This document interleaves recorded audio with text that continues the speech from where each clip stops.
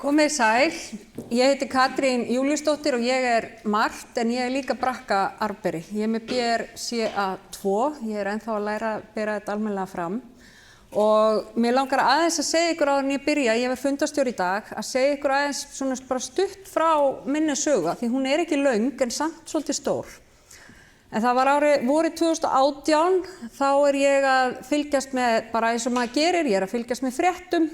Þetta mánaðamótin maí-júní 2018, ég að fylgjast með fréttum og að lesa fréttum það að arfgerð.is hafi verið sett í loftið. Og ég örlaga fiktari, smell á linkin og hugsa, skellið þess inn, þú veist.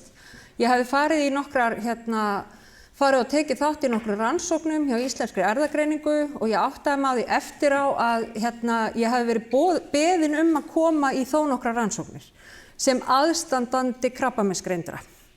Ég tengdi ekkert við þetta. Ég bara skiljiði ekkert að spá í það að lífið var eitthvað hendi með ykkur og svona. Og mér fannst líka að ég gæti nú ekki verið svo sérstök að ég væri með eitthvað sérstakar stökkbreytingu. Þannig að ég hafði ekki sett neitt samhengi þarna á milli að ég væri aðstandandi þó nokkuð margra krabbameinsgreindra aðila að ég gæti verið með eitthvað stökkbreytingu. En ég ger þetta samt. Ég hendi þess inn og vissi að væri upplýsingar mig til þarna. Og viku seinna þá fæ ég sendingu það að ég sé með þessa stökkbreytingu. Og ég svona einhvern veginn, það hafði margt gengið á í mínu lífi á þessum tíma, en ég fór svolítið bara að hlæja að þessu til að byrja með. En svo ákvað ég að fara í viðtal í erfðaráðgjöfinni upp á Landspítala og þá opnaðist þið vitum að ég voðalega ættrækin og frændrækin og ég þekki mitt fólk vel, veit vel hvaðan við komum, hver saga og atvinnusagan og allt þetta og landfræðilega sagan, hvar við höfum búið og svona. En ég hafði aldrei velt fyrir mér hversu mikið var krabbamein í fjölskyldunni. Ég hafði aldrei einhvern veginn sett það og þá breytu inn. En það opnaðist á fyrir mér hversu mikið var krabbamein í ættinni. Af því að brjóstakrabbamein hafði ekki verið nálægt mér, af því ég fæði úr föðurfjölskyldunni. Þar eru pabbi og bara bróður. Ég á síðan bara syni, ég svona umkring karlmönnum í brakkasamhenginu. Og ég ákveð eftir samtal við erfðaráðgjöfina og fækk að sjá svona og byrjaði svona þess að líka ræða við fjölskylduna, fór að átta mig á svo það hefur karlmaður fengið brjóstakrabbamein í ættinni og ég fer að lesa mig til líkurnar hvað það getur þó þýtt fyrir mína fjölskyldu. Og ég tek ákvörðun að fara í fyrirbyggjandi aðgerð, fór í hana í febrúar 2019. Það gekk allt saman alveg ágætlega, ég ætla ekkert að fara í gegnum þá sögu hér. En það sem síðan gerist þegar að þú greinist með eitthvað svona, maður svolítið dofin, ég fattaði ekki alveg að spyrja allar spurningarna sem ég langar að spyrja og svona. Ég var einmitt að tala það við Hákon, ég fái kannski að koma til þeirra og spyrja núna, nú veit ég meira hverju ég vil spyrja að, vegna þess að þetta ekki bara brjóstakrabbi. Ég sé lista af öðrum tegundum krabbamein sem að gætu verið aukin áhætta vegna BRCA2 og ákveð líka ég ljósar, ég X-kynslóðin, ég fór í nokkru sem í ljósatíma og ég hugsaði ég ætla að fara líka í húðeftirlit. Það kannski ágætt ástæða því ég sá húðkrabbi var á einhverjum lista sem ég sá á netinu. Og ég á 2 ára eftirliti og svo eru nokkri mánuðir í að ég að fara í tíma og þá byrja ég að finna eitthvað svona sérkennilega bólu á eyran á mér. Fyrst ég held þetta væri bóla, svo blaðra, svo fyrir ég að hugsa, geta verið varta. Þetta var litlaust, mjög hagaði þessu mjög einkennilega. Sonur minn tekur af þessu mynd og ég hugsa, gat ekki ímyndað mig hvað þetta var. Svo byrjar þetta að dreifa úr sér einhvern veginn, verður svona þyrping af litlum einhverjum búblum. Þannig að ég ákvað, ég á eftirlit í september fyrir 2 árum og ég ákvað að segja við minn húðlækni, Jón Þránd, ertu til að skoða þetta?